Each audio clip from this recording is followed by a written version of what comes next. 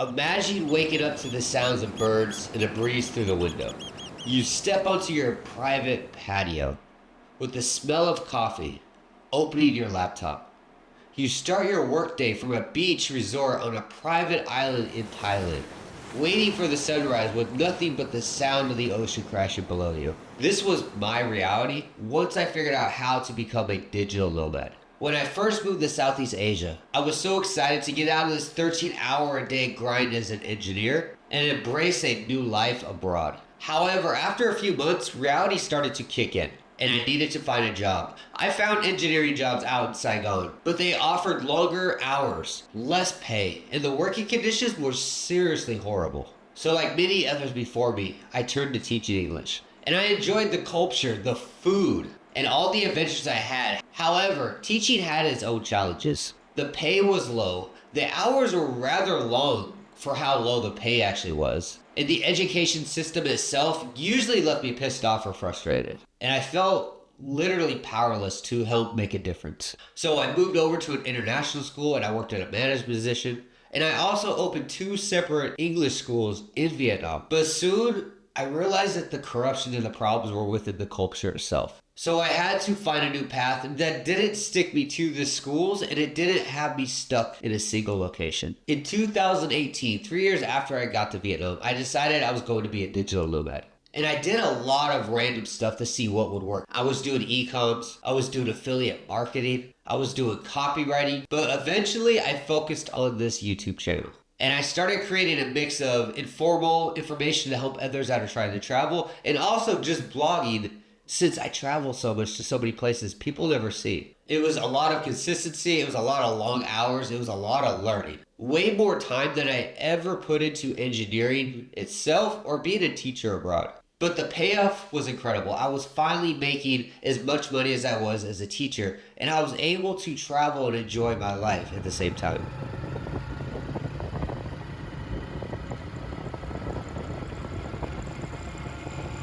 So a digital nomad is somebody that leverages technology to work pretty much anywhere they want. It doesn't have to be abroad, it could just be at home. And I will say there's no one size fits all. When I first started doing this type of work, I was doing freelance copywriting and I was doing React development programming for different companies and clients. And it was fine, I was making good money, I was doing something that I really enjoyed, but the problem was, one, the time zone was different. So I was always up at 2 or 3 in the morning answering phone calls for people I was working for or with in America, the UK, and whatnot. And also, I was working 10 to 12 hours again for other people. I literally put myself back into the same position I was trying to get out of. However, I was getting closer to what I wanted. And really, as long as I had my MacBook and an internet connection, I could work anywhere I wanted. And a great thing about all of this, especially out here in Southeast Asia, is a lot of these countries are starting to make visas that accommodate our work styles. So as long as you're making some money, you can get a nomad visa and stay in these different countries for years at a time.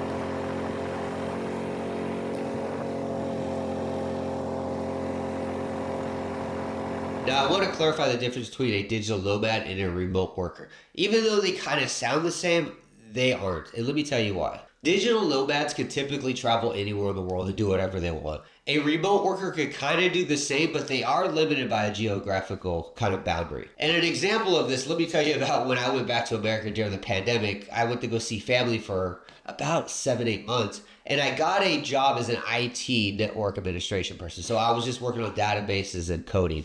And it was a great job. And during the pandemic, I was allowed to work from home. And after this whole pandemic ended, everybody had to come back to the office, but I didn't have to because the job I didn't require me to be there. So I did what any unintelligent person did. I bought a one-way ticket to Phuket, Thailand during the whole lockdown and sandbox program. And things were going great for like 7 or 9 weeks until one day we were all required to come in for an in-person meeting. And I tried to delay this as much as I could. And one day, I got an interesting email and then a phone call asking how Chiang Mai was. And I didn't understand why I was being asked this until I realized in the comments, one of my managers asked, is the beer really that good?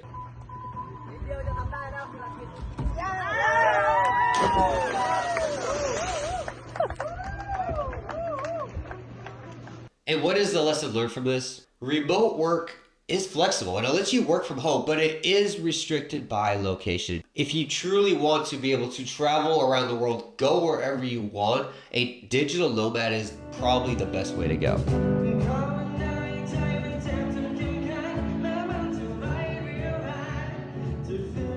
What pushed me to leave my high-paid engineering job? This is a question I used to get asked a lot. And in simple terms, I felt stuck. I used to see senior engineers that were at this job for 20 years talking about things that I just did months ago when I took a trip to Vietnam. And I met so many people that were older, that were their age, that were traveling abroad, that couldn't do anything because their age was limited to them. It was depressing to hear about. So I did what any normal person did. After I took my vacation to Vietnam during 2015 Chinese New Year, I bought a one-way ticket to Saigon, Vietnam after having 5 or 9 blue moons. And when I woke up the next day and saw what I did, I accepted it. And I took it and I went with it. And sure, my engineering job, it did pay good. And I had a clear path for retirement. But I also didn't want to get older and sit around talking about, well, I wish I could do this one day. I want to do it now. So at this point, I knew I had to make a change and I had to start taking action. So I worked harder. I saved money. I got a second job washing dishes, which is a weird conversation to have at that job when they're like, what is your main job? And you tell them, and they look at you like, what are you doing here? I cut back expenses. I started selling everything I had, and I stopped buying useless shit. I mean, who buys a new iPhone every year? That makes no sense to me. And I packed my bags, and I got out, and I landed in Saigon, and that's when everything started.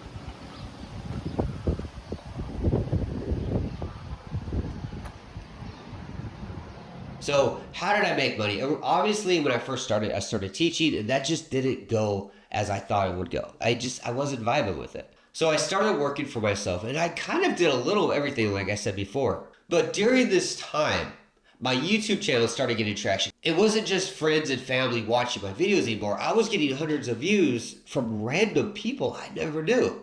And that's when I was like, whoa, I can do something with this. So I started working harder on the YouTube channel and I started saving my money. And one thing I learned very quick is this stuff takes a lot of time. It takes a lot of your days there'll be weeks where you just don't see the sun.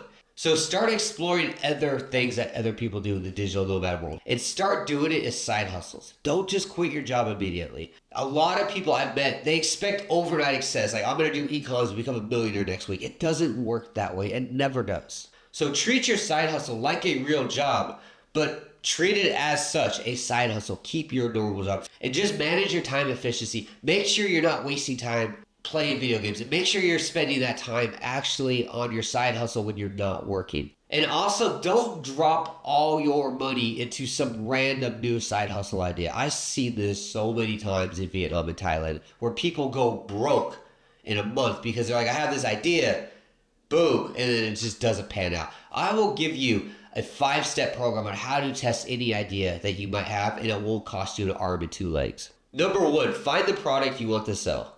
Number 2, identify this market you want to sell to. Use AI and find the demographic and get the keywords or whatever they use to find this product. Number 3, create a website for this product. Shopify is an awesome solution for this. It takes like 10-15 minutes and it costs you $1.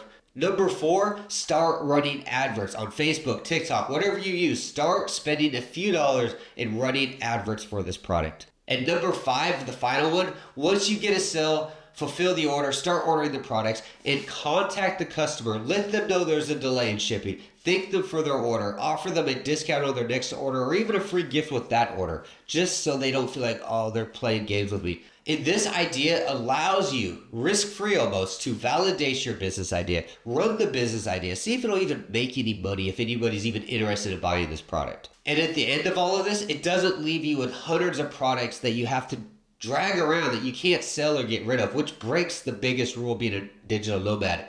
Pack and live light. You can't do that if you have 5,000 boxes of mascara that nobody wants. And most of all, just remember to keep going. When you get to that breaking point, give yourself 1 more week of focus on it.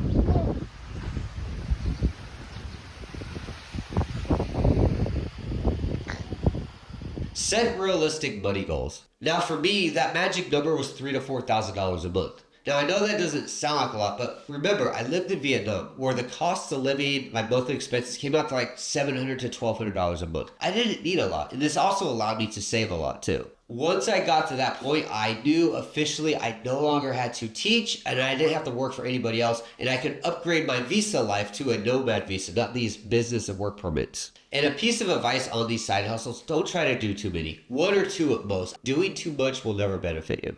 Now, when you are traveling, the biggest annoyance that we have is digital nomads, backpackers, anything, is the visa situation. As a digital nomad, you're going to need to understand the visas in different countries you're traveling to. So I suggest being in different Facebook groups or any kind of travel groups and asking the questions way before you get out there. Do not ask what Vietnam's visa regulations are a day and a half before you're about to fly out there, because you need 3 to 5 days for the paperwork to even process.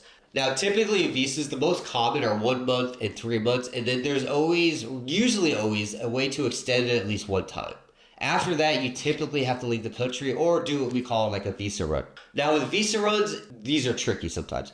Now, a lot of people will talk to agents, and yeah, you can spend like $500-$600. The agent will just take care of everything for you, and that's great. Something I used to do when I was staying in a country long term is I would hire the agent the first time and ask a lot of questions along the way. So the second time around, I knew how to do what the agent was doing. I could cut the agent, get the visa run done without spending the extra money. In most of Asia, you can't do visa runs year round. So don't expect yourself to be able to move to Vietnam or Thailand and just stay there year after year if you're just going to do tourist visas and visa runs. And most of all, don't go to a border trying to act stupid like, oh, I didn't know. This never works. I see this so many times, especially at the Cambodia and Vietnam visas where people are like, I didn't know you had to do that. Can I pay money and get past you? It doesn't work anymore like that. So don't try to play stupid. Do your research. Know what's about to happen before you get to that border. And for everyone that's going to comment below about Vietnam, there is no way to stay in Vietnam long term.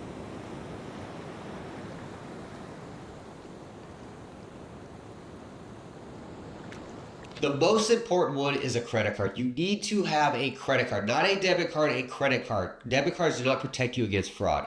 You'll need your credit card to pay for your flights, your hotels, anytime you're trying to pay in advance for something online like booking.com or something. And also have a way to pay that credit card. You need to be able to pay your monthly bill or your credit card gets canceled. So setting up a bank back home is a good way to go, and finding out how you can send the money. There are countries out here in Asia where you can't export money. And the last one is having a phone number to your home country and having an address.